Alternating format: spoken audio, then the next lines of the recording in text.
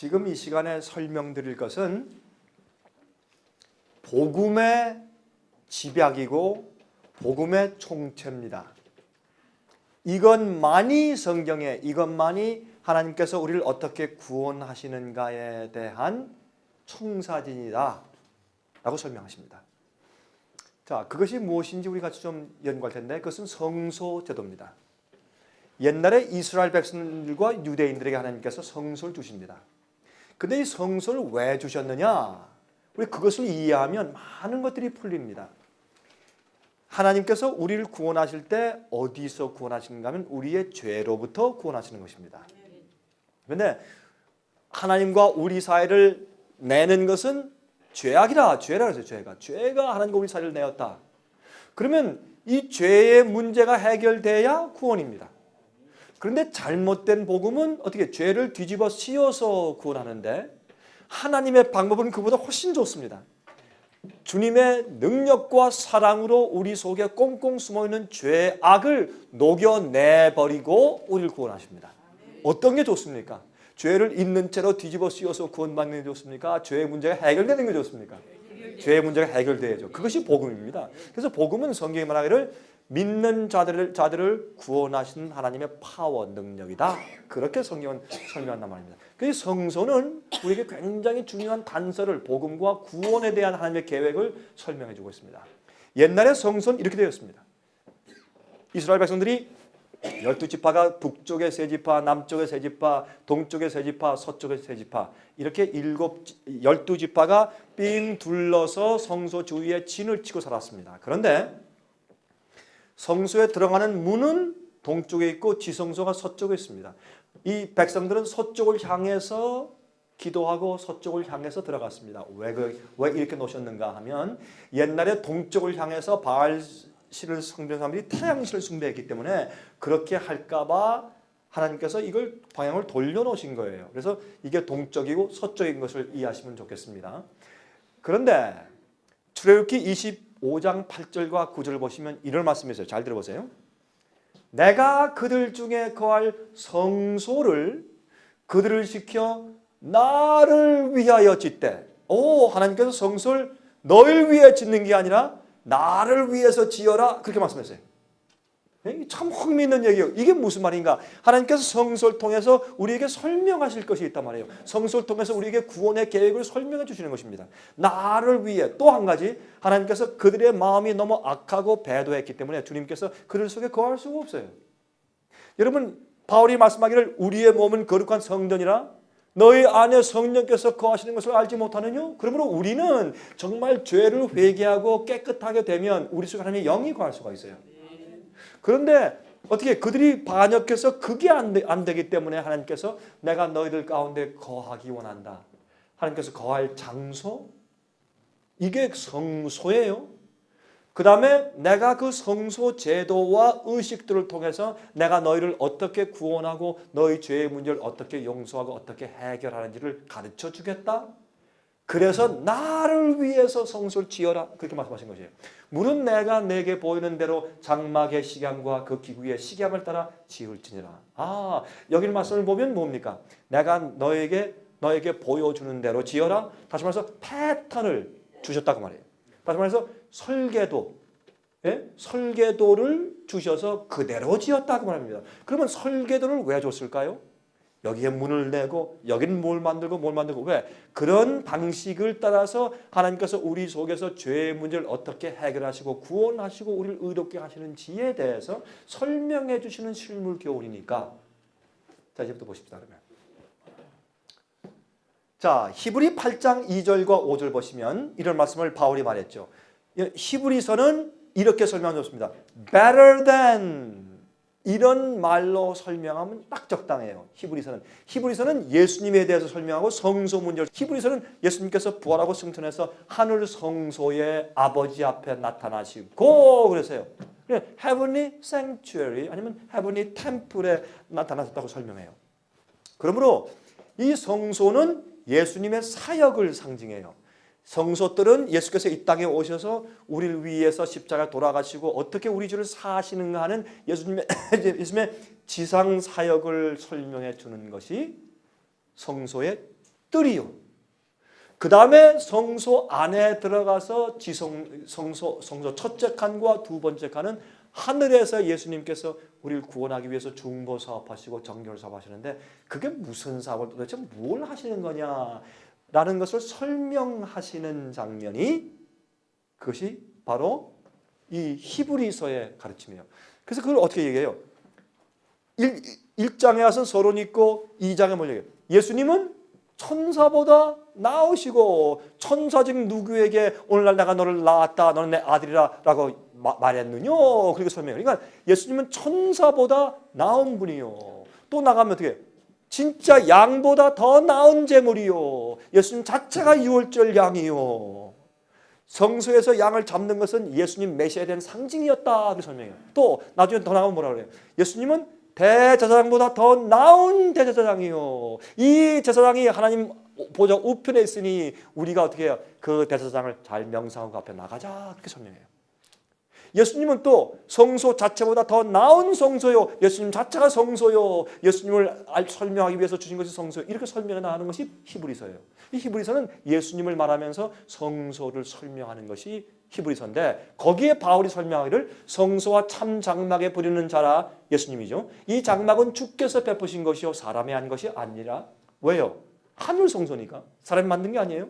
저희가 섬기는 것은 이 땅에 있는 성소는 하늘에 있는 것의 모형과 그림자라 하늘에 있는 것을 하나님께서 보여주실 때 모세가 그 패턴을 따라서 지상성소를 지은 것이다. 그런 뜻이죠.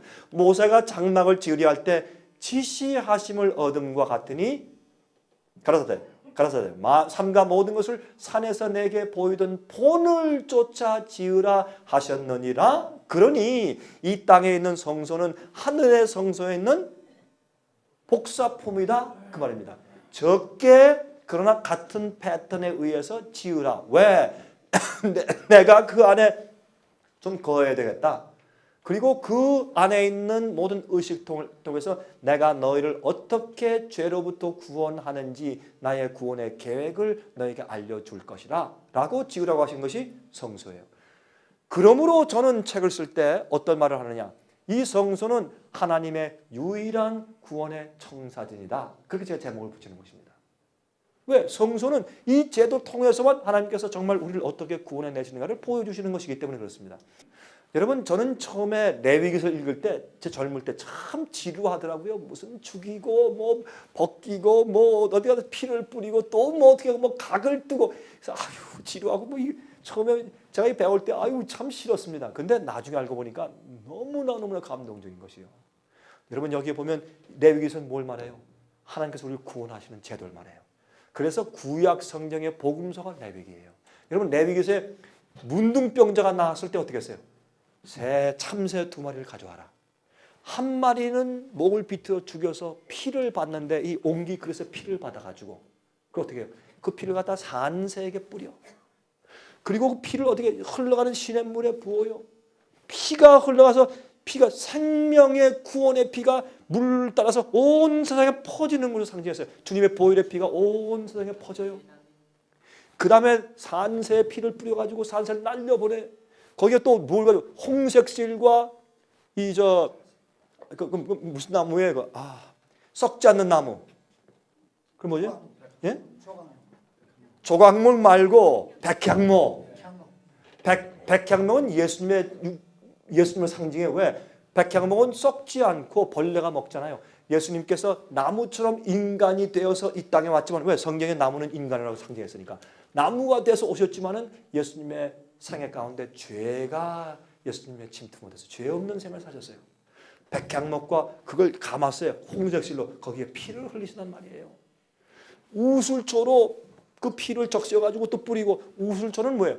이 식물 가운데 가장 작은 풀이요. 예수님께서 하늘의 왕이 미천한 인간이 되셔서 말구 위에 누우셨어요. 우슬초가 되신 것이에요. 거기에 피를 찍어서 뿌렸어요. 예수님의 피가 뿌려질 때 우리 양심이 깨끗해지고 우리 구원받는 것이 아니에요. 그걸 다 레위기서는 기가 막힌 상징의 책이에요. 그런 다음에 산새를 날려보내면 그 산새가 참새가 파닥거리고 날아갈 때 거기에 묻힌 피가 공중에 뿌려져요. 온 세상에 예수 그리스도의 피의 보혈의 능력이 물로 내려가고 하늘의 공기에 퍼지는 것은 이 세상의 편만한 것을 상징해서, 그러므로 여러분 어떻게 해요? 문둥병자가 나왔을 때 성경의 문둥병은 죄의 병으로 상징했어요. 죄의 병이 나왔을 때 거기에 피를 뿌려서 죄의 병이 나았다고 인정해줘요. 문둥병자가 나왔을 때. 문둥병은 썩는 병이요. 죄가 우리 속에 들어가면 우리의 품성이 썩어요. 악해지는 것이에요. 그래서 로마서 7장에 바울이 말하기를 내가 선하게 주님의 율법을 지키며 살려고 하는 내 속에 악이 나와 함께 있습니다 그랬어요. 그 악을 주님의 성령의 은혜로 제어하지 않으면 우리가 썩는 거요. 냄새가 나는 것이요. 악이 나와 함께 해서 자꾸 악을 향해서 만드는 것이요. 그러면 이런 것을 가만히 보면 레위서가 기가 막혀요. 이게 다 상징인데 복음서라고 말이에요. 그러므로 이 땅의 성소는 하늘에 있는 성소에 하나님께서 우리를 어떻게 구원하시는가는 하는 주님의 역사를 우리에게 설명하기 위해서 모본으로 패턴으로 지어주신 것이라고 합니다. 복사판으로. 예? 시편 77장 13절에 보세요. 하나님이여 주의 도는 극히 거룩하오니 하나님과 같이 큰 신이 누구오니까. 참 제가 답답한 것은 한국말 성경이나 중국말 성경이요. 어떤 때 번역이 좀 부족해. 영어 성경 킹제임스 성경에 시편 77장 13절 영어로 Thy way, O God, is in the sanctuary. 오 하나님이시여 당신의 길이 당신의 도가 성소에 있나이다. 그렇게 원래 기록된 거예요. 이걸 갖다가 어떻게 해요? 성소를 the most holy 정말 거룩한 곳이라 해가지고 어떻게 해요? 주의 도는 극히 거룩하시오니 이렇게 번역했지만 사실 원래 원어의 뜻은 그것이 아니라 하나님이시여 당신의 도와 길이 구원하는 길이 방법이 거룩한 곳에 있습니다. 성소에 있습니다. 그렇게 번역해야 올바른 번역입니다. 구원의 유일한 하나님의 청사진이에요. 여러분 이 성소를 보면 십자가가 보여요. 성소의 모든 것은 예수님을 상징합니다. 출애굽기 3장 1절부터 5절 보세요. 여러분 이 성경 전체가 성소 문제로 기록된 것이에요. 창세기에 범죄한 다음에 하나님께서 그 아담과 해와에게 무슨 옷을 입히셨다? 가죽옷을 입히셨다. 그거는 동물을 죽여서 잡아야 가죽옷이 생기죠. 그러니까 예수님께서 처음부터 성소제를 설명해서 내가 너희를 어떻게 구속하고 어떻게 용서하고 어떻게 구원한다는 걸 설명해 주신 거예요. 아담과 해와에게. 자, 그 다음에 보세요. 또 보세요. 요한계시록에 제일 처음에 뭐가 보여요? 제일 처음에 인사한 다음에 자기가 어떻게 해요? 이제 밤모습에 있을 때 뒤에서 요한아 하니까 요한이 뒤를 돌아다 보매 인자 같은 이를 보았는데 왜 인자 같은 이요? 자기가 본 예수하고 좀 달라. 영광의 몸으로 광채의 몸으로 변해 있으니까 인자 같은 이를 내가 보았는데 어디에서 왔다 갔다 해요? 일곱 촛대 사이에 왔다 갔다 해. 여러분 일곱 촛대는 어디에 있어요? 성소에 있어요. 성소, 지성소, 첫째 칸은 성소고 둘째 칸은 지성소죠. 성소뜰. 성소뜰에서 첫째 칸에 들어가면 성소에 일곱 금초대가 있죠. 예? 그러면 예수님께서 일곱 금초대에 왔다 갔다 해. 이건 뭘 말하는 것이요? 예수님이 십자가에 돌아가시는 예수님의 지상사역은 성소뜰에서 설명해 주는 것이고 부활하고 승천하고 하늘에 올라가신 다음에 무슨 사역을 하시는 것이요? 성소 첫째 칸 사역을 하세요. 그걸 우리가 알려주기 위해서 일곱 금초대 사이에 왔다 갔다 하시는 모습으로 설명되어 있잖아요.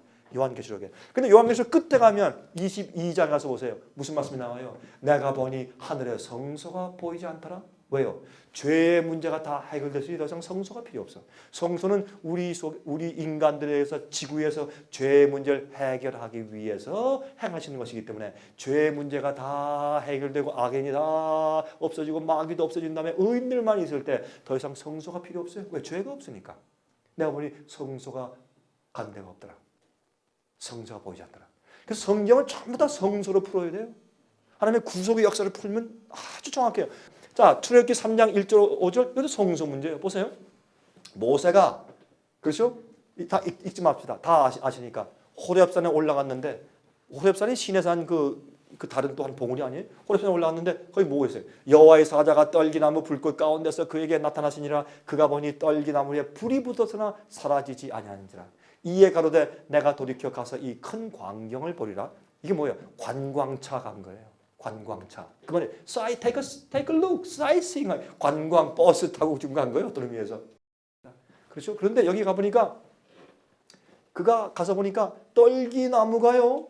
불에 타는데 이 나무가 태워지질 않아. 불이 타고 있는데 이게 뭘 상징해요? 예수님을 상징해요.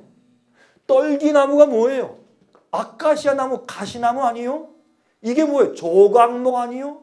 그러면 지성소의 법궤를 만든 나무가 무슨 나무요? 조각목, 아카시아 나무 아닙니까? 가시나무 아니에요? 이 가시나무 안에 가시나무를 금으로 순으로 덮었고 그 안에 뭐를 두었어요?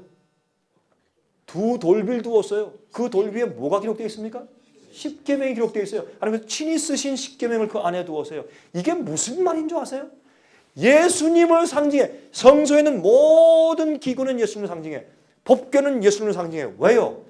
예수께서 하늘에서 하나님이 이 땅에 오셔서 우리 같은 죄 있는 육신의 모습을 가지고 이 땅에 성육신했어요. 가시가 나요. 우리 죄인의 몸을 상징해요. 조각목은, 아카시아 가시나무는.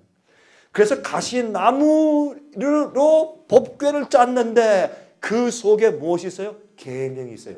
예수님은 어떻게 내가 아버지를 행하는 것을 보이러 세상에 왔노라고 했어요. 예수님께서 요한복음 14장에. 그렇죠? 그리고 예수님의 생애는 아버지의 뜻대로 아버지의 계명을 지키고 의롭게 사는 것이 무엇인가?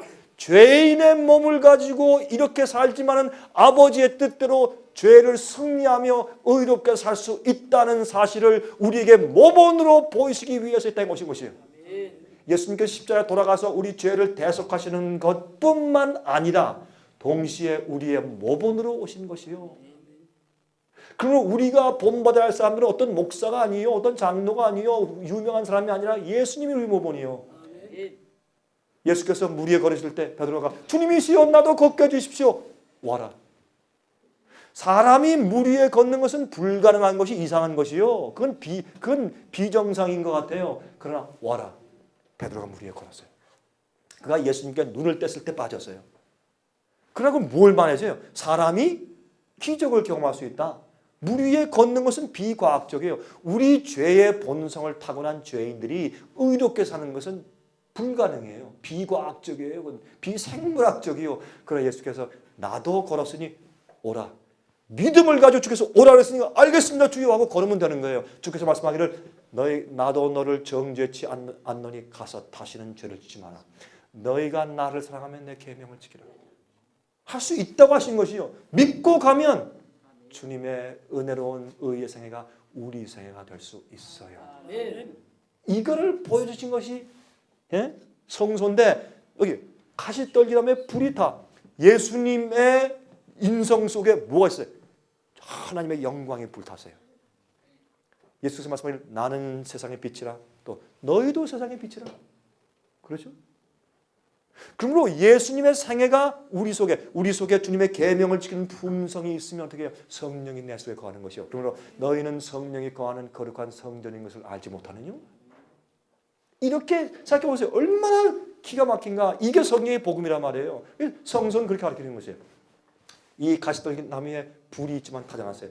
예수님의 여러분 죄인은 하나님의 쉐키나 영광 앞에 서면 다 죽어요.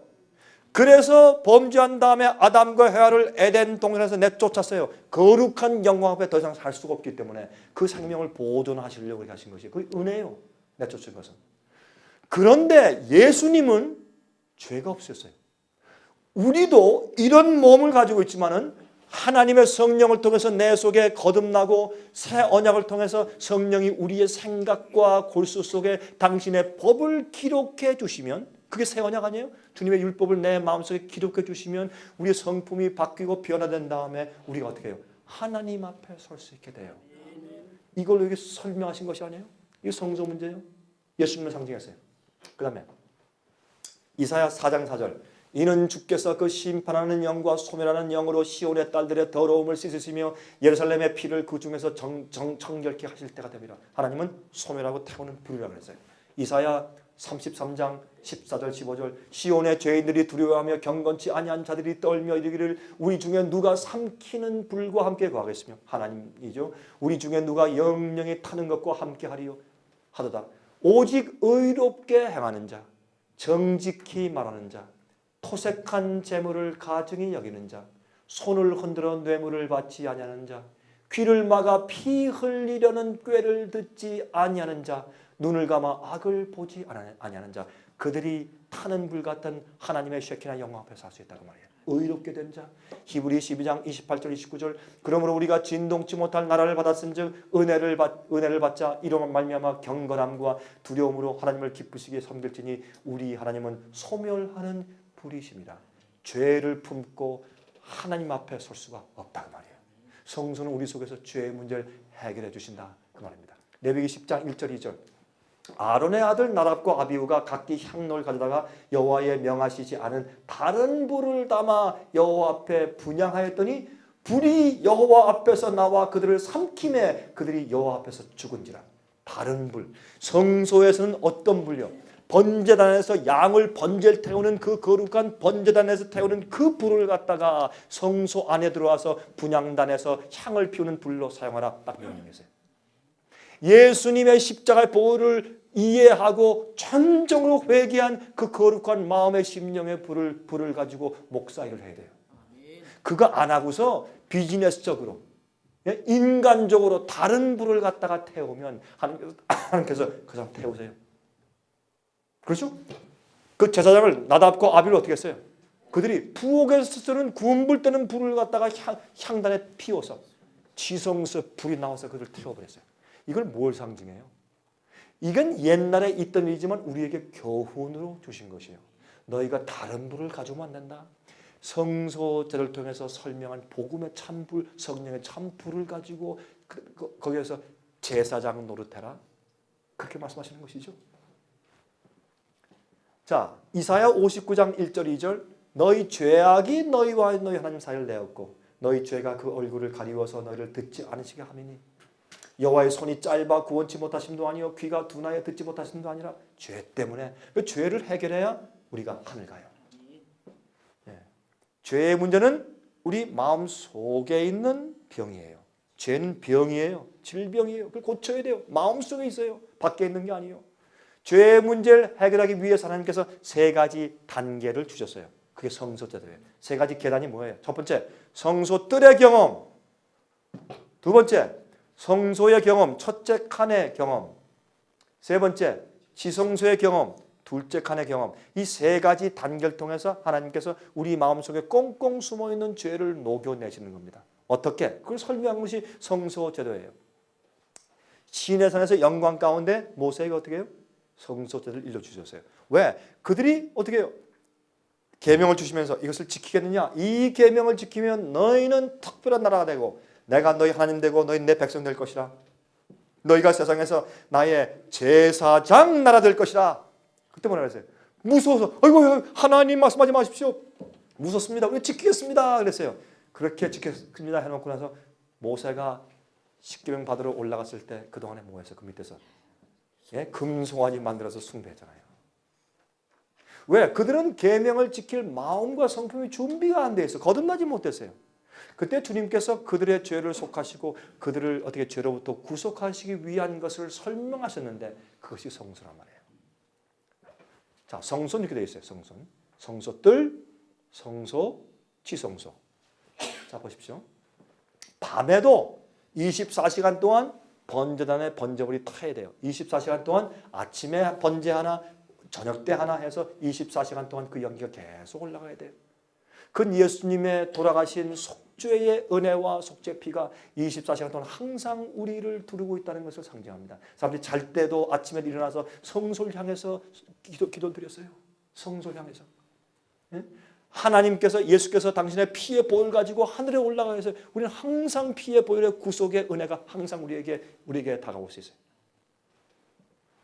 성소는 밖에 성소 문이 있어요. 그 문은 다 휘장이에요. 휘장의 색깔이 뭡니까? 홍색, 청색, 자색. 홍색은 예수님의 피를 상징하고 청색은 하늘의 거룩한 왕족의 아니요. 청색은 순종이에요. 순종. 계명을 순종하는 게 천색이에요. 옛날에 이스라엘 백성들과 유대인들이 어떻게 했어요? 옷 깃에 소매에 또한 그 옷의 저 밑에 단에 끝에 단에 뭘 달았어요? 청색 술을 달았어요. 그게 뭐예요? 걸을 때 청색. 이건 뭐냐면 하나님의 계명의 순종 이것을 상기시키기 위해서 청색술을 달라고 했어요. 성경에서 청색은 순종을 상징해요. 붉은색은 예수님의 보혈의 피를 상징해요. 그러면 청색과 보혈의 피를 빨간색을 합치면 무슨 색이 돼요? 자주색. 그래서 여기에는 빨간색, 청색, 자주색으로 색깔로 짰어요. 그 휘장. 이게 휘장의 무늬죠. 예수께서 말씀하기를 예수님의 육체는 성소의 뭐라? 휘장이라. 그 휘장을 통해서 하나님께 나가는 겁니다. 예수님의 육체 십자가 돌아가심을 통해서 하나님께 나가는 것이죠. 자, 그래서 이렇게 좀 돼 있고 그 다음에 뭐예요? 그 주위에 구척되는 높은 흰 외부 벽, 성소 뜰의 바깥의 벽, outer wall 벽. 이게 하얘요. 그래서 죄인이 나갈 때 이렇게 보면은 성소 안이 안 보여요. 하얀 벽만 보여요. 하얀 천으로 깨끗하게. 왜? 내가 이게 삭감한 죄인인데 내가 죄를 회개하고 고백하고 저 안에 들어가기만 하면은 나는 깨끗한 하나님의 의로 감싸질 수 있구나. 초청하시는 것이요. 또 갈 때 보면 연기가 계속 올라가고 있어요. 그건 뭐예요? 주님께서 초청하시는 것이요. 내 죄가 주홍같이 빌글지라도 내가 하얗게 내가 흰 눈처럼 내가 씻게 해준다. 또 와서 회개해. 그럼 내 죄가 다 연기처럼 올라가 버린다. 타버린다. 초청하시는 것이요. 그리고 성소 위에 계속 하나님의 셔키나 영광의 구름이 항상 들어져 있어요. 그게 성소에서 죄인들을 초청하는 것이에요. 거기에 성소 뜰에 번제단이 있어요. 그 다음에 물두멍이 있어요. 그 다음에 성소 첫째 칸 안에 들어가면 7 금초대가 있어요. 오른쪽에 떡상이 있어요. 그렇죠? 중간에 분향단이 있어요. 이것은 전부 다 우리의 구원의 경험을 설명해 주시는 것이에요. 네? 이걸 제가 다 설명하려면 시간이 없기 때문에 이렇게 설명할게요. 성소 뜰에 있는 번제단과 물두멍은 뭘로 만들었습니까? 놋으로 만들었어요. 놋은 합금이요. 동과 주석을 합치면 놋이 돼요. 그거는 우리가 처음에 주 앞에 나갈 때 완전히 회개한 상태가 아니에요. 나누어진 마음이에요. 그러나 어떻게 해요? 거기서 회개하면 성소 안에 들어가면 성소 안에 있는 모든 것들이 순금이야. 순금은 뭐예요? 재련소에 들어가서 찌꺼기를 다 내보내고 금이 나오는 것이요. 그것은 우리 죄를 다 회개하고 고백한 다음에 정결케 피로 정결케 된 다음에 나가서 주님과 동행하는 것이요. 동행할 때 들어가면 그 속에 뭐가 없어요? 창문이 아무것도 없어요. 그 속에 있는 빛은 뭐만 있습니까? 예? 성소에 7 금초대밖에 없어요. 그러면 우리가 회개한 다음에 주님과 동행할 땐 우리 마음 가운데 빛으로 주는 것은 뭐밖에 없어요? 성경 말씀밖에 없어요. 주의 말씀은 내 발의 등이요 내 길에 빛이니다. 7 금초대는 주의 말씀을 상징해요. 오른쪽에 떡상에 떡이 있어요. 그 떡은 12덩이가 쌓여 있어요. 주의 백성들에게 다 나눠주는 거. 근데 그 떡이 뭘 상징해요? 예수께서 말씀하기를 나는 하늘에서 내려온 생명의 떡이다. 그렇죠? 주의 말씀, 예수님을 상징해요. 그리고 우리가 거듭난 다음에 우리 생애를 비춰주는 모든 진리는 성경 진리밖에 없어요. 그 다음에 나를 어떻게 해요? 내가 계속 성장해 나가고 내가 여행길을 갈 때 먹어야죠. 빚만 있으면 안 되죠. 먹어야죠. 그래서 그 위험한 함정들을 피하고 예언을 주시고 복음을 주시고 올바른 모든 진리를 주실 때 그걸 가지고 빛을 가지고 함정을 피하고 마귀의 괴계를 피하고 기만을 피하고 말씀으로 살아서 주님과 동행할 때 어떻게 해요? 우리가 영적으로 살 수 있는 양식을 주신다. 말씀으로. 그래서 전부 다 말씀을 상징하는 거예요. 성소의 경험이요. 거듭난 자가 주님과 동행하는 경험이요. 에녹이 300년 동안 주님과 동행하니라. 동행할 때요. 항상 아주 뭐 높은 경지에서 말이죠. 어떤 꿈꾸고 계시받는 그런 상태 동행한 게 아니라 매일 일하면서 목수질하고 요리하고 가서 일하고 어떤 데는 돈 벌 때도 있고 그렇죠? 이렇게 좀 하면서 이것저것 농사도 짓고 먹기도 하고 아이 교육시키고 옷을 만들고 옷을 목욕도 이런 매일매일 생활에서 어떻게 했다? 하나님과 동행했다. 말씀대로 살았다. 그게 에녹 아니에요? 나중에 300년 지나니까 좀 상징으로 말하면 하나님께서 한번 문을 열고 보시니까 바로 그 예루살렘 성전 문 앞에 와 있어. 너 여기까지 왔구나. 그래. 그러면 아예 들어와라. 해 들어와서 다시는 에녹이 이 땅에 보이지 않더라.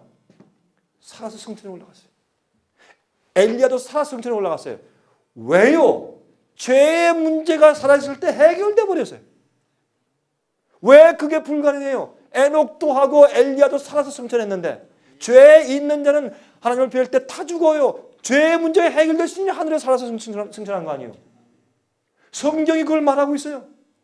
마지막 시대에 14만 4천은 죽음 맛보지 않고 살아서 하늘에 승천할 것이요. 그들은요 하나님 앞에서 입에 거짓말이 없고 흠이 없다고 성경은 말해요. 이게 복음은 번제단에서 끝나는 게 아니에요. 성소에 들어가고 지성소에 들어가요. 아니면 쉐키나 영광 앞에서 법궤의 위에 뚜껑에 있는 그것을 뭐라 그래요? 시은좌, mercy seat. 거기 쉐키나 영광이 하나님의 광채가 바래요. 거기서 하나님의 은혜가 우리에게 나오는 것이요. 근데 하나님께서 뭐라 그랬어요? 모세에게 모세야, 내가 너를 이 시은좌에서 만나겠다 그랬어요. 우리가 하나님 만나는 것이 어디요?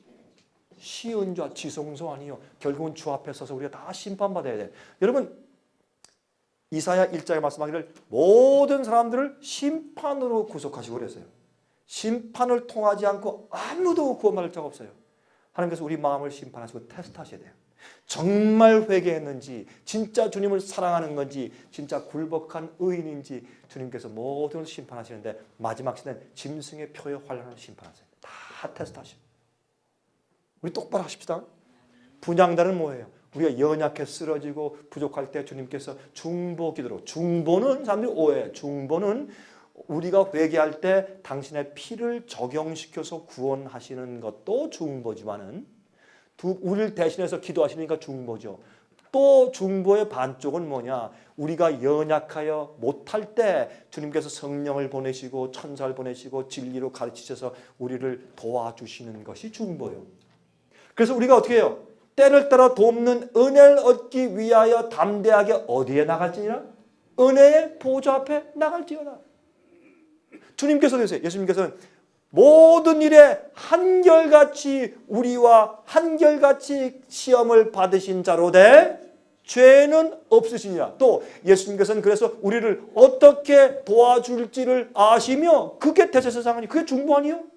예수님께서 이 땅에 오셔서 우리 같은 시험과 유혹을 다 당해보시고 마귀의 공격 다 당해보시고 승리하셨기 때문에 여러분과 저를 어떻게 도와줄지를 아신단 말이에요. 자, 보세요. 성소, 촛대, 떡상, 분향단, 지성소 들어갑시다.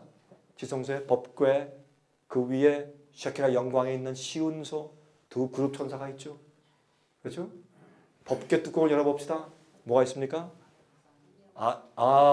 두 돌비 십계명이 기록되어 있어요. 이것은 죄인의 몸을 썼지만은 그 속에 하나님의 계명을 가지고 계신 예수의 생을 상징해. 또한 우리의 생을 상징해 보세요. 계명이 있어요. 아론의 쌍난 지팡이가 있어요. 죽은 자가 살아났어. 많은 지팡이에서 꽃이 났어요. 죽었던 우리의 죄의 본성 가진 죄인 속에서 의의 꽃이 펴. 주의 능력으로. 또 뭐예요? 이것은 선지자를 상징해요. 다른 사람들 말고 내가 아론을 택했다 그랬겠어요. 제사장으로. 만나가 있어요. 매일 주시는 만나를 먹고 생명의 떡을 먹고 주님의 창조하신 마른 막대기에 꽃이 피게 하는 창조의 능력을 통해서 우리가 계명을 지키는 삶을 살 수 있다 그 말이에요. 법궤. 법궤는 영어로 뭐예요? ark. ark라고 하는 단어가 성경에 3번 쓰여졌어요. 어디에? 노아의 방주, 노아's ark. 또 하나 어디예요? 모세가 어릴 때 숨겨서 갈대 상자를 집어넣고 떠내려 보낼 때 그때 그 상자를 ark라 그랬어요. ark. 그 다음에 지성소에 있는 법궤 ark. ark가 뭐냐? 그걸 방주로 해서 그 법궤 이렇게 따로 해석했지만 이 ark라고는 원어의 뜻은 뭐냐면 어떤 것이나 물건이나 사람을 그 속에 태워서 다른 곳으로 날라다 주는 것이에요. 그 기구가 ark요. 노아 홍수 때 주님께서 명령하신 대로 정확하게 방주를 지어서 의롭게 살았던 노아. 그래서 주님의 명령을 다 순종했던 노아. 그래서 당세대에 의롭다고 주님께서 칭해 주신 노아와 식구들을 방주 속에 들어가서 멸망당하는 세상에서 새 세상으로 옮겨준 것이 방주였어요. 사형 명령이 내렸을 때 모세를 태워서 물에 떠내려갔을 때 공주가 발견해서 살려줬어요. 죽음에서 생명으로 가기 위해서 날라준 기구가 아크요.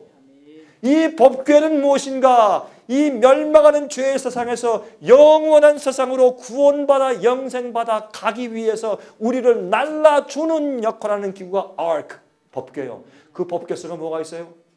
생명의 떡을 먹는 만나의 경험이 있어요. 마른 지팡이가 새싹에 나는 경험이 있어요. 그 속에 하나님의 계명이 성령으로 기록되어 있어요. 이런 의롭게 된 자들이 영원한 세상으로 들어가고 하나님을 만나요. 이게 성소 얼마나 간단해요. 뭐가 어려워요? 이게 성소 얘기예요. 예? 그래서 성소 뜰에 있는 양 잡고 양을 머리 손에 얹고 죄를 고백하는 이런 모든 것들은 뭐예요? 우리 회개와 고백과 거듭남을 상징해요. 여기 번제단에 그것을 탕으로 것은 예수님의 십자가를 상징해요. 성소들은 예수님의 이 지상 사역을 상징해요. 예수님께서 우리 죄를 위해서 가시관 씻으시고 돌아가신 그 모습을 성소뜰에서 말하는 것이에요. 성소뜰에서 보세요. 죄인이 와가지고 그 양의 머리에 손을 얹고 죄를 고백해요. 그러면 그걸 누가 인도 제사장들이 성소 뜰 앞에 섰다가 죄인이 양을 끌고 오면 양을 조사해요. 왜요? 양이 사파리다. 안 된다. 흠없는 양을 가져와라.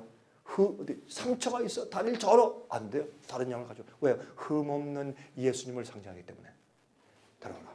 우리가 흠없는 헌신을 상징하니까 성소는 예수님의 사역을 상징하지만 또 따라가는 우리의 믿음의 생애를 상징해요. 성소는. 흠없는 헌신을 가져와야 돼요. 갈라진 마음으로 가면 안 돼요. 그 다음에 어떻게 제사장이 자 여기 손을 얹으세요. 죄를 다 고백했어요. 다 고백했습니까? 라고 안내해 주는 자가 제사장이요. 현재 성소에서 백성들을 구원으로 회개로 안내해 주는 사람들이 목사들이요. 그 사람들이 우리들이요. 그런데 이 일을 우리가 엉터리로 하면 그 사람이 구원받지 못한단 말이에요. 이게 얼마나 중요해요. 우리에게. 자, 그래서 거기서 왜 양을 잡아 죽이게 하셨는가? 여러분 보세요. 양과 염소, 송아지, 숫송아지를 죽이는데 그걸 뭐 수십만 마리, 수백만 마리가 죽었잖아요. 아침이 되면요. 뽀얗게 연기를 일으키면서 수많은 유대인들이 양들을 끌고 와서 왜? 죄를 그렇게 많이 지었으니까 양들을 끌고 왔어요.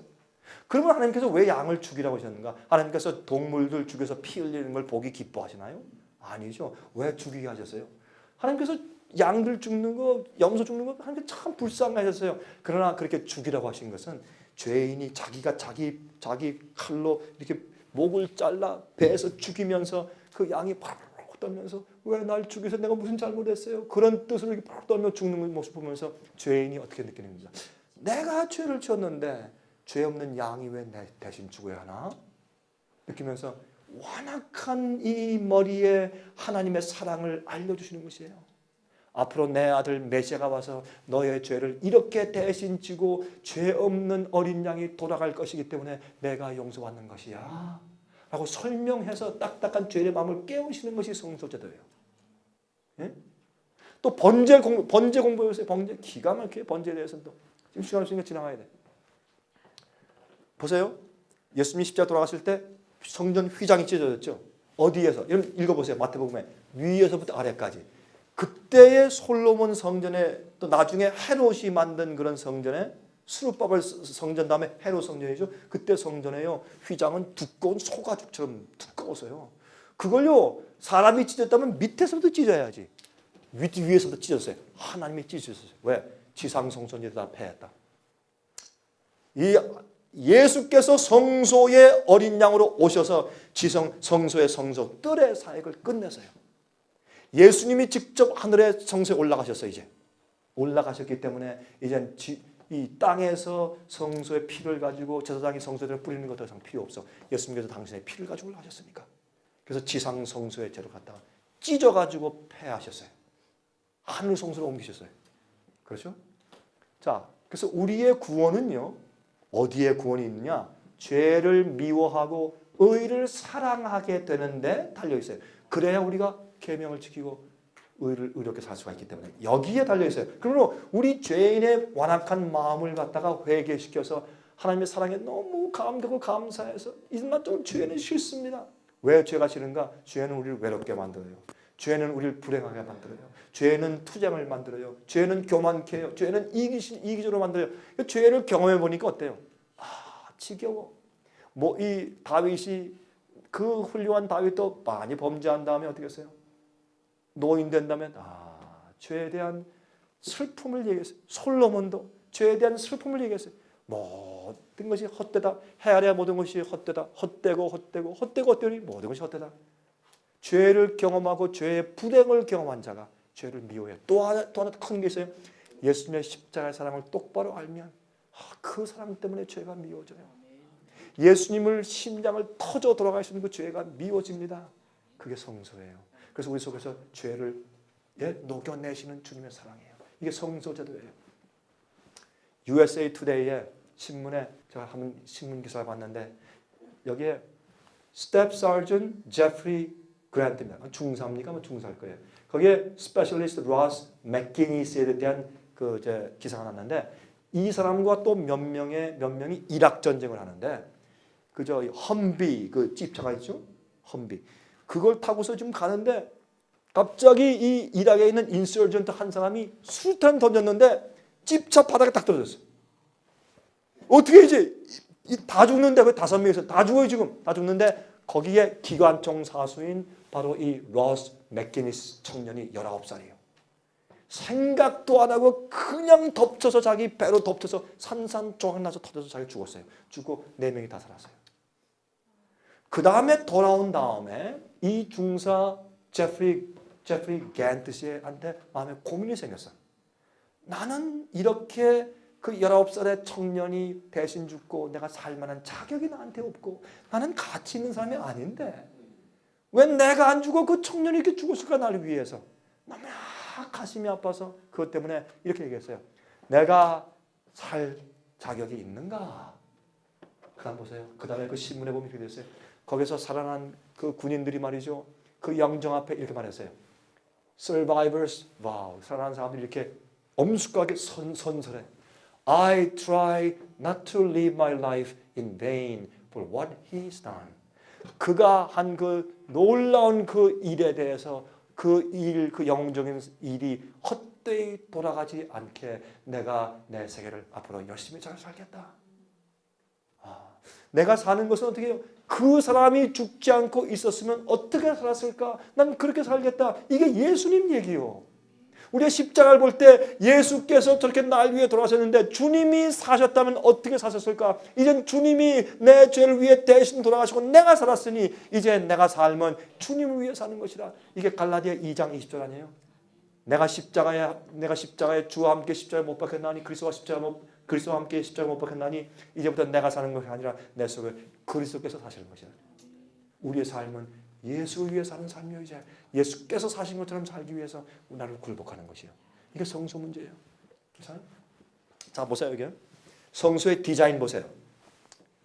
여기 이렇게 보시면 여기 반으로 딱 잘라지죠. 여기 100피트고 여기 50피트예요. 옛날의 피트는 지금보다 좀 더 컸어요. 그런데 성소의 반을 딱 자르면 이게 성소뜰입니다. 여기 디자인이에요. 성소 번제단 물두멍.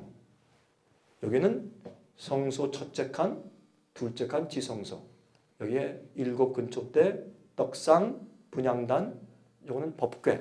이렇게 하나님께서 디자인했어요. 왜 이렇게 디자인했어요? 한번 잘 보세요. 이 디자인 하실 땐 주님께서 의미가 있지 않겠어요? 이렇게. 성소 뜰을 보시면 중심이 어디 있어요?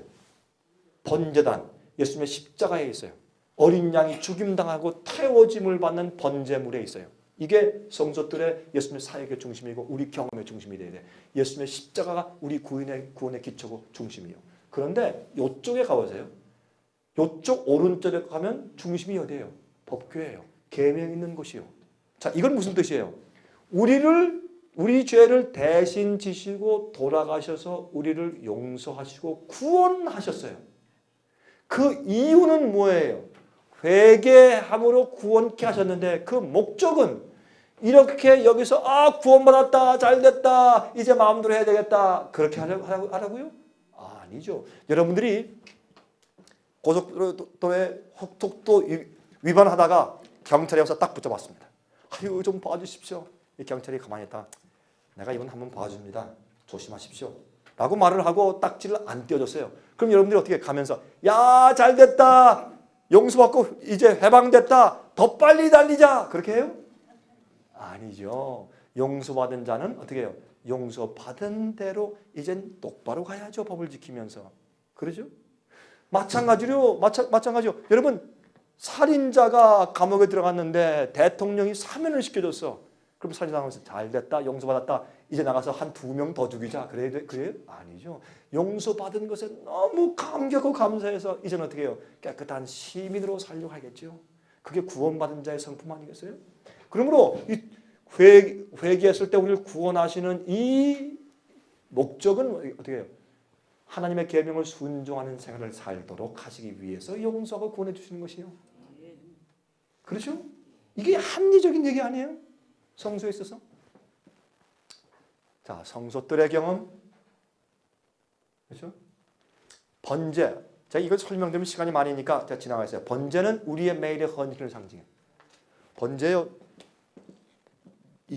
가죽을 벗기고 이 배를 잘라서 이 속에는 내장을 전부 잘라내서 물에 씻어요. 그게 무슨 뜻이에요? 주님이시여 혹시 내 속에 아직도 감추어진 죄가 있나 보시고 다 꺼내 용서하시고 씻어주시옵소서.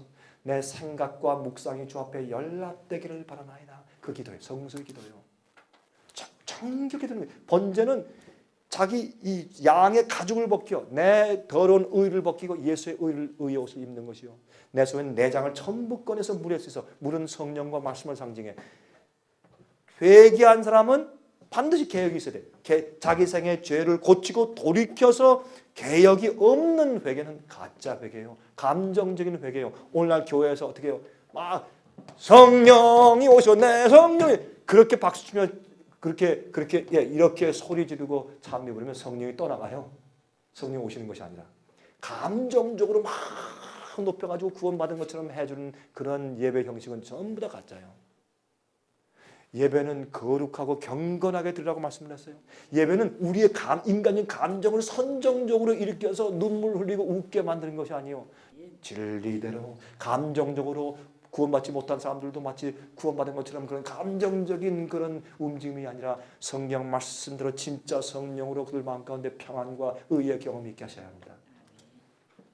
예? 전부 씻어내야 돼요. 말씀으로 개혁해야 돼요. 보세요. 번제는 우리 복음의 경험을 말하는 것입니다. 이슈는 뭐예요? 인류는 비록 죄인일지라도 사탄과는 다른 입장에 있어요. 왜? 루스벨은 하늘에서 하나님의 영광의 빛 가운데서 범죄했어요. 그는 하나님의 큰 사랑의 계시가 그에게 주어져서 다 알면서 범죄했어요. 그래서 은혜 시간이 끝난 거예요. 알면서 계속 성령의 은혜를 거절하고 계속 범죄하면 그 사람은 점점 우둔해져서 은혜 시간이 끝나버려요. 살아서 있는데도 더 이상 성령의 은혜가 감지가 안 돼요. 왜? 마음이 완악해지고 그 심령이 화인 맞았기 때문에. 성령을 거절한 죄는 바로 그런 죄예요. 그런 죄예요. 그런데 우리는 사탄은 하나님의 품성을 이해하고 그분의 선하심을 알면서도 자기 자신의 이기적이고 독자적인 생각을 따르기로 선택했던 것입니다. 이 선택은 그에게 결정적인 것이었어요. 더 이상 하나님께서 그를 구원하시기 위해서 하실 수 있는 일이 없었어요. 그러나 우리 인류들은 어떻게 해요? 속임을 당했으며 사탄의 궤변에 의해서 우리의 마음이 어두워졌어요. 그래서 우리 사람들에게 하나님의 사랑의 높이와 깊이를 우리가 알지 못해요. 그래서 인간에게는 하나님의 사랑을 알 수 있는 희망이 있습니다. 하나님의 품성을 바라봄으로 인류는 다시 하나님께 돌아갈 수 있어요. 성소 제도를 통해서 뭘 보여줘요? 예수의 사랑을 보여주고 십자가를 보여줘요. 그럼 우리가 내가 하나님을 오해했네? 많은 그리스도인들은요. 왜 예수를 믿는 줄 아세요? 복 받으려고 믿어요. 예? 내 아들 대학 붙게 해주세요. 우리에게 심판받지 않게 해주시고 축복 주세요. 내 장사 잘 되게 해주세요.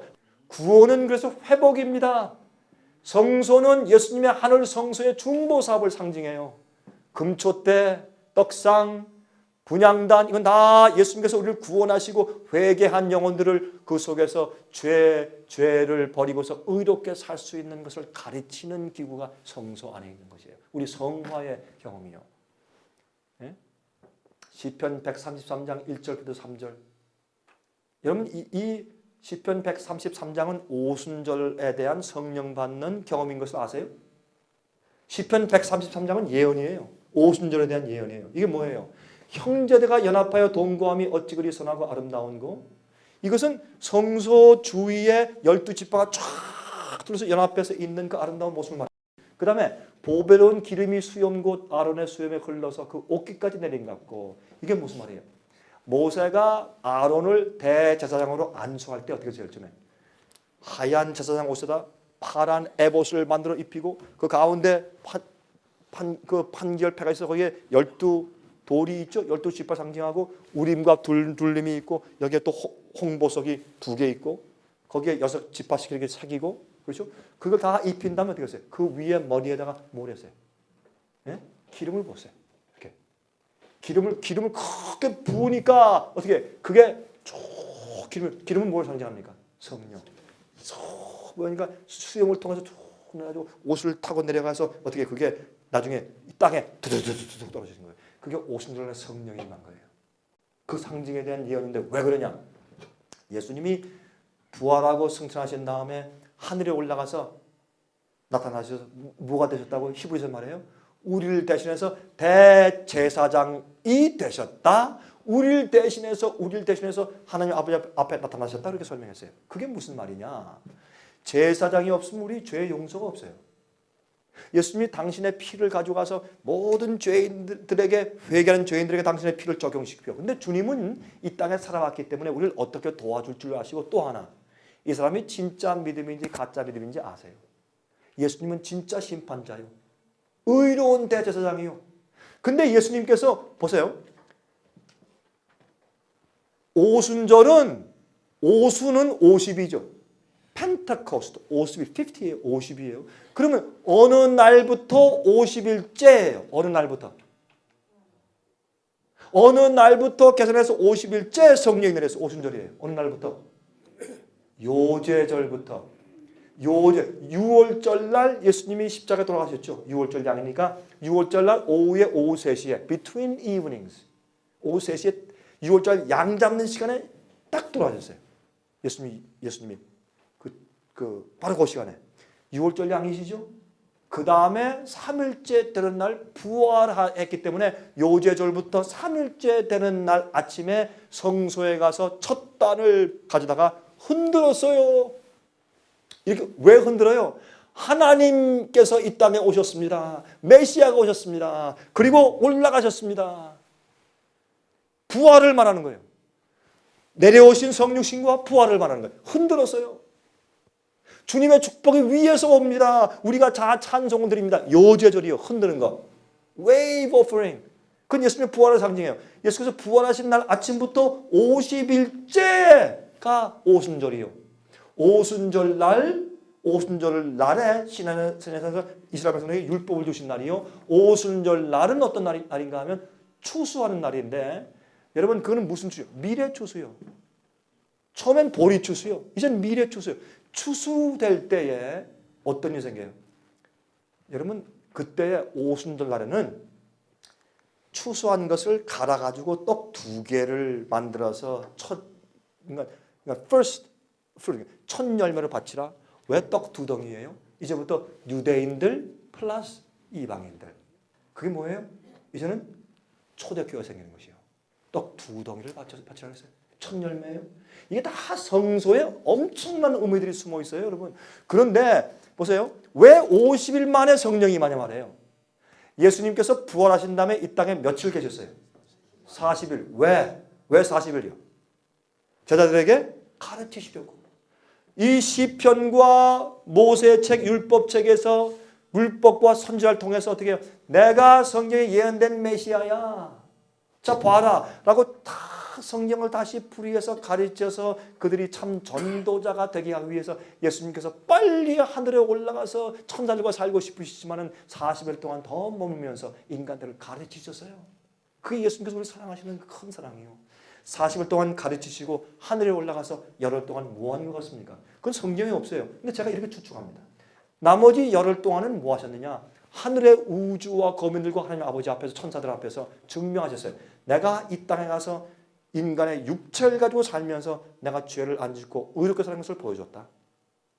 그리고 내가 죄의 속죄물이 되었는데 이제 인간들이 내 속죄를 믿고 받아들일 때 구원받을 만큼 내 속죄가 완전하고 합당하냐? 보이신 것이요. 하늘의 심판은요. 하나님께서 공개적이에요. 왜? 주님께서 슬쩍 안 하세요. 다 누구나 다 인정할 수 있게 보여주시는 것이에요. 그래서 기록책이 있고 책을 편다 그랬어요. 모든 우리에게 다 기록책이 하늘에 있어요. 우리 이름들이 다 있고. 왜 그거 하세요? 하나님은 기록이 필요 없어요. 왜? 천사들과 다 보이려고. 자 봐라. 내가 이 사람은 구원하기로 결정했어. 내 결정이 맞느냐 안 맞느냐 네가 좀 보아라. 다 공개하시는 것이요. 하나님의 공의로우심이요. 사랑만이 아니라 공의가 있어야 돼요. 그래서 하나님께서 온 우주 앞에 보이시고 아버지 앞에 다 보이시고 됐습니다 라고 선언되었을 때 아버지 앞에서 우리의 대제사장으로 임명받으시는 그 입장에 기름 부으시는 것처럼 이게 상징된 것이요. 지상성소에서 그때 성령께서 이제 내가 이제 주님 예수 당신 대신해서 이 땅에 내려가서 보혜사 성령으로 역사할 것이요. 예수께서 말씀하기를 내가 가면 너에게도 유익이라. 내가 가면 보혜사 다른 보혜사가 너에게 올 텐데. 왜 다른 보혜사요? 예수님이 보혜사니까 또 다른 보혜사가 오는 것이지. 다른 보혜사 성령이 많은 것이에요. 그래서 예수님께서 40일 동안 이 땅에 계시고 하늘에 올라가서 열흘 동안 당신을 증거하신 다음에 50일째 오순절날 하늘에서 성령이 막 떨어졌어요. 불길처럼. 이것이 바로 대제사장의 위임식이고 안수식이었어요. 이 얘기를 하는 것이 시편 143장이에요. AD 31년도에 부활 승천하신 후에 우리의 대제사장이 되었어요. 우리를 대신해서 하나님 아버지 앞에 나타나셨어요. 지성소에 나타나셨어요. 하나님 아버지 앞에. 성소, 지성소 다 성소에 나타나셨어요. 그 결과로 오순절날에 성령이 내리셨습니다. 지성소에 나타나신 것이 아니라 하나님의 보좌 앞에 나타났죠. 제일 처음에 성소에 봉사하시고 그 다음에 지성소 봉사를 하셨어요. 나중에 지성소에서는 대속죄의 날 죄 도말이 있어요. 죄의 기록을 깨끗이 지우고 도말하는 일을 언제 해요? 지성소에서 해요. 이거 설명드리려면 시간이 또 많이 걸려. 여러분 연구해 보세요. 이게 무슨 말인지. 또 여기에 대한 설명이 우리 월간이라고 책자에 있으니까 한번 연구해 보시기 바랍니다. 또 보니 다른 천사가 공중에 날아가는데 땅에 거하는 자들 요한계시록 14장 6절 7절이죠. 여러 나라와 족속과 방언과 백성에게 전할 영원한 복음을 가져다라. 예수께서 말씀하기를 이 천국 복음이 모든 민족에 증거되기 위하여 온 세상에 전파되리니 그제야 끝이 오리라. 복음이 예수께서 가르친 참된 복음, 변치 않는 영원한 복음이 이 세상 모든 만민에게 전파된 다음에 끝이 와요. 가짜 복음이 너무 퍼져 있으니까 진짜 복음이 전파될 때 끝이 와요. 여러분들은 침례 요한처럼 살아야 합니다. 엘리야처럼 살아야 합니다. 여러분 뭘 그렇게 겁내고 무엇을 그렇게 원하세요? 뭐가 두려우세요? 여러분 죽으면 죽는 거지. 침례 요한은 30년 동안 교육받고 나와서 6개월 동안 외치다가 목 딱 잘려 죽었어요. 제가 볼 때는요 차라리 우리가요 짧고 굵게 살다가 죽는 게 낫지 오래 지리지리 살면서 말이죠 타협하는 것보다 그게 낫죠. 그런 마음을 가지세요. 근데 그거를 갖다가 막 소리치고 때리라는 얘기는 아니죠. 예수님의 사랑으로 변화함 받으세요. 백성들을 변화시키세요. 올바른 성소의 길로 인도하세요. 보세요. 또 다른 천사 곧 둘째가 그 뒤를 따라 말하되 무너졌도다 큰 성 바벨론이요 모든 나라를 그 음행으로 인하여 진노의 포도주로 먹이던 자로다. 교회가 바벨론 되었어요. 사람들 취하게 거짓 복음을 전해요. 짐승의 표를 받지 말아야 돼요. 이 천국 복음이 모든 민족에게 증거되기 위하여 온 세상에 전파되리니 그제야 끝이 온다고 말씀했어요. 복음이 마지막 시대에 얼마나 중요한지요. 그렇죠? 바울이 말했어요. 우리가 너에게 전한 복음 외에 다른 복음을 전하면 저주를 받을지어다. 갈라디아 1장 7절부터 9절. 다른 복음이 있어요? 잘못된 복음이 있어요? 성경은 그렇게 말하고 있어요. 로마서 1장 16절 내가 복음을 부끄러워하지 아니하노니 이 복음은 모든 믿는 자에게 구원을 주시는 하나님의 능력이 됩니다. 파워예요. 파워. 우리를 변화시키는 파워. 죄로부터 해방해내고 건져내는 파워, 과거의 죄를 용서할 뿐만 아니라 현재의 죄의 파워에서 우리를 건져내시는 창조의 능력이 복음이에요. 보세요. 로마서 6장 죄가 14절 죄가 너희를 주관치 못하리니 이는 너희가 법 아래 있지 아니하고 은혜 아래 있습니다. 법 아래 있지 않고 은혜 아래 있다는 것은 우리가요 더 이상 법 지킬 필요 없다. 이제는 자유다 은혜다 그 뜻이 아니에요. 법 아래 있다는 것은 로마서에서 죄의 율법의 정죄 아래 있다 그런 뜻이에요. 율법이 더 이상 정죄를 받지 않아요. 왜? 죄에서 해방되었기 때문에 우리 죄를 더 이상 죄의 파워가 나를 주장하고 노예로 끌고 가지 못해요. 왜? 주님의 성령의 은혜가 내 속에 거하기 때문에. 계명을 지키는 경험이 생겨요. 이제 은혜 아래에 있어요. 여러분 로마서 5장을 연구하시면 이렇게 말씀했어요. 죄가 우리 속에서 왕노릇했는데 이젠 은혜가 왕노릇한다? 그러면 죄도 파워고 은혜도 파워란 말이에요. 근데 죄가 많은 것에 은혜가 더 많다? 그건 무슨 말이에요? 죄보다 은혜의 파워가 더 크단 말이에요. 은혜는 파워예요, 여러분. 은혜는 그저 우리 뒤집어쓰고 봐주신다 감사합니다 이게 은혜가 아니라 은혜는 우리 속에서 죄의 본성이 막 꿈틀거릴 때 그것을 제어하고 성령의 은혜로 우리 속에서 역사해 주시는 그것이 은혜예요. 은혜가 왕노릇해. 죄가 왕노릇한 데서 은혜가 왕노릇해. 회개하고 저 앞에 굴복한 영혼 속에서. 그런즉 어찌하리요? 우리가 법 아래 있지 아니하고 은혜 아래 있으니 죄를 지으리요? 그럴 수 없느니라. 사람들이 이걸 자꾸 오해하는 거예요. 로마서 복음을. 반대로 얘기를 해. 반대로. 18절 죄에게서 해방되어 의에게 종이 되었다. 해방되지 않으면 의로운 사람 된 게 아니에요. 칭의가 없는 거예요. 자기의 죄의 습관에서 회개하고 해방되었을 때 주여 감사합니다. 그때 의로움이 있는 것이에요. 22절 그러나 이제는 너희가 죄에게서 해방되고 하나님께 종이 되어 거룩함에 이르는 열매를 얻었으니 이 마지막은 영생이라. 얼마나 간단해. 왜 자꾸 오해하고 이상한 값싼 복음을 가르치자고 해. 사람들을 혼돈시키면 안 돼. 그렇죠? 로마서 8장 1절부터 4절 그러므로 이제 그리스도 예수 안에 있는 자에게는 결코 정죄함이 없나니 예수만 믿으면 정죄함이 없다. 그게 아니라 여기에 영어 성경과는 이 뒤에 하나 붙어 있어요. 육체를 쫓지 않고 성령을 쫓아 행하는 자에게 결코 정죄함이 없다. 이렇게 딱 돼 있어요. 왜? 이제 의롭게 되었으니까. 이는 그리스도 예수 안에 있는 생명의 성령의 법이 죄와 사망의 법에서 너를 해방하였습니다. 율법이 육신으로 말미암아 연약하게 할 수 없는 그것을 하나님은 하시나니 곧 죄를 인하여 자기 아들을 죄 있는 육신의 모양으로 보내어 육신의 죄를 정하사 육신을 쫓지 않고 우리 죄의 본성대로 쫓지 않고 그 성령 영을 쫓아 행하는 우리에게 율법의 요구가 순종이 이루어지게 하려 하십니다. 예수님 안에서요? 아니에요. 우리 안에서. 주님이 순종하신 그 의를 그저 받으면 끝나는 거예요? 아니에요. 주님의 그 순종이 내 순종이 될 수 있어요. 주님의 거룩하신 표준에 우리 계속 성장해야 되지만 적어도 죄를 미워하고 의를 사랑하는 그 예수님의 마음이 우리 마음 가운데 들어와야 돼요. 그래서 너희 안에 이 마음을 품으라 곧 그리스도 예수의 마음이니. 그렇지 않습니까? 이렇게 해야 성서적이죠. 이제 곧 끝나겠습니다.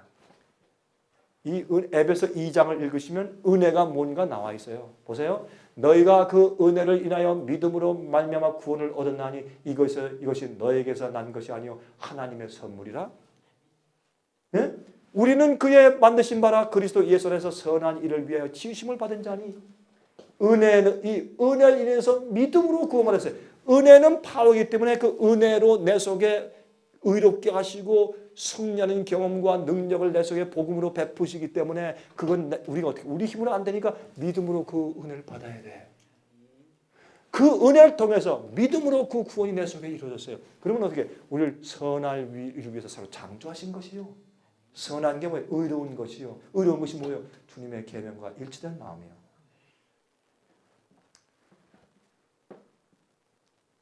데살로니가 후서 2장 13절 주의 사랑하시는 형제들아 우리가 항상 너희를 위하여 마땅히 하나님께 감사할 것은 하나님이 처음부터 너희를 택하사 성령의 거룩하게 하심과 진리를 믿음으로 구원을 얻게 하심이니.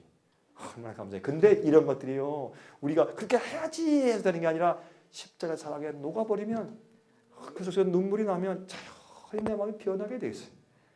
많이 그렇게 하고 싶어져. 의로운 게 좋아요. 죄가 미워지고 이래서 되는 것이니까 창조죠.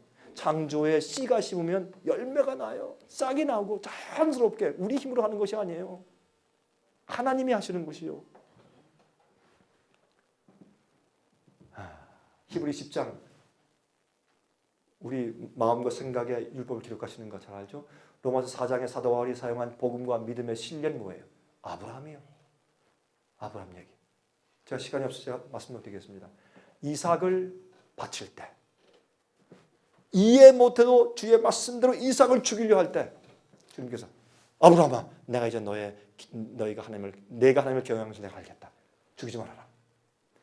얼마나 고뇌했어요. 이 고뇌를 통해서 하나님이 예수를 이 땅에 보내시는 하나님 아버지의 마음의 고통을 아브라함이 이해하게 됐어요. 보세요. 십자가의 그 고뇌를 우리가 가만히 명상해 보세요. 이 사랑 때문에 우리 마음속에 죄가 나가요. 많은 사람이 십자가를 몰라요. 정말 예수님의 그 고뇌를 이해하면 죄가 나가요. 재밌어 보세요. 아브라함이 모리아산 위에서 번제단을 쌓고 이삭을 죽이려 했던 그 장소가 예루살렘을 지을 때 솔로몬 예루살렘을 지을 때 바로 성소들의 번제단 그 위치가 되었어요. 여러분 역대하 3장을 보시면 솔로몬이 모리아산 위에 성전을 지으니라 그랬어요. 정확한 장소가 되었어요. 그리고요 또 어떻게 했어요?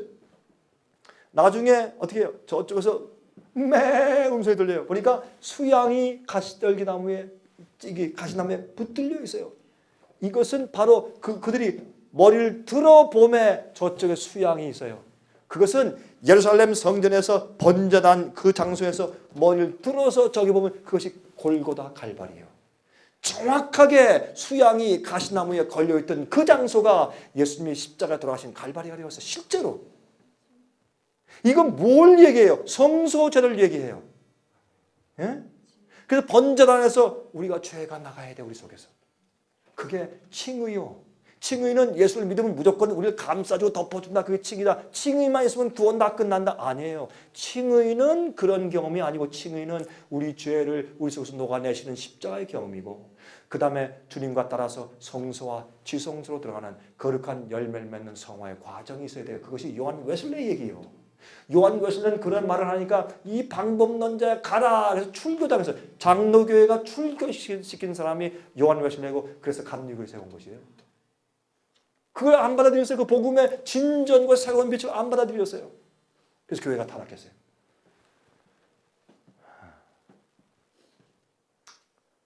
내가 내 아들 내 독자라도 내게 아끼지 아니하였으니 내가 이제야 내가 하나님을 경외한 줄 알았다. 여러분 생애 가운데 가장 사랑하는 것이 무엇이에요? 그걸 주 앞에 바칠 수 있으면 우리 모든 걸 바칠 수 있어요. 아브라함에게 가장 중요한 것은 아들 이삭이었어요. 그걸 바치라 그랬어요. 그걸 바쳤을 때 아브라함의 모든 것을 주 앞에 굴복할 수 있는 것을 그때 인정해 주셨어요. 우리 생애는 그렇게 나가야 돼요. 기적적으로 이삭을 낳는 것은 회개와 거듭남의 경험을 상징해요. 나중에 계속 성장해서 나중에 아들 데리고 모리아산까지 가는 것이 그것이 성화의 그때 인침받는 경험이에요. 아브라함의 경험이. 마태복음 11장 28절에 수고하고 무거운 짐진 자들아 다 내게로 오라 내가 너희를 편히 쉬게 할 것이라. 제발 여러분들 진리대로 믿으시고 진리대로 가르치시고 그래서 영혼들을 의롭게 많이 하늘로 데려가시기를 제가 간절하게 기도합니다. 잠깐 기도하겠습니다. 하늘에 계신 아버지, 아버지의 사랑을 우리가 얼마나 감사하는지요. 우리 완악한 죄인들에게 성소의 패턴을 보여주셔서 깨닫게 해주심을 감사하며 영원한 복음을 가르쳐 주심을 감사합니다. 주님, 우리가 과거에 주님의 종과 목자들로 잘못 살았거나 잘못 가르쳐서 영혼들을 많게 했거든. 주님이시여 우리 죄를 용서하여 주시고 우리를 정결케 해 주시옵소서. 예수님의 십자가의 보혈로 우리 양심을 씻으시고 우리를 정결케 하시고 주님의 성령으로 우리의 뇌리의 생각과 골수에 우리의 마음속에 주님의 율법을 기록하여 주시옵소서. 주여 우리가 올바로 성소 경험을 하기 원합니다. 우리 마음속에 완악함을 제어하시고 정말 죄를 미워하고 하나님의 의를 사랑하는 마음을 허락하여 주시옵소서. 아버지, 이곳에 참석해서 이번 기회에 같이 교전하는 이 주님의 귀한 종들을 기억하여 주시옵소서. 그들의 신실한 마음을 받아주시고 간절한 소원을 받아주시고 진리를 이해하고 백성들을 올바로 인도하고 싶은 그들의 소원을 받아주셔서 응답하시고 깨닫게 하시고 도와주시옵소서. 말씀의 능력을 주시며 기도의 능력을 주시고 가는 곳마다 가르치는 곳마다 부흥이 생기고 죄인들이 구원받게 하시옵소서. 아버지, 우리 모두를 하나님의 마음에 합한 자들로 만들어 주시고 사랑이 충만하신 우리 구세주 예수 그리스도의 이름으로 간절하게 기도드리옵나이다.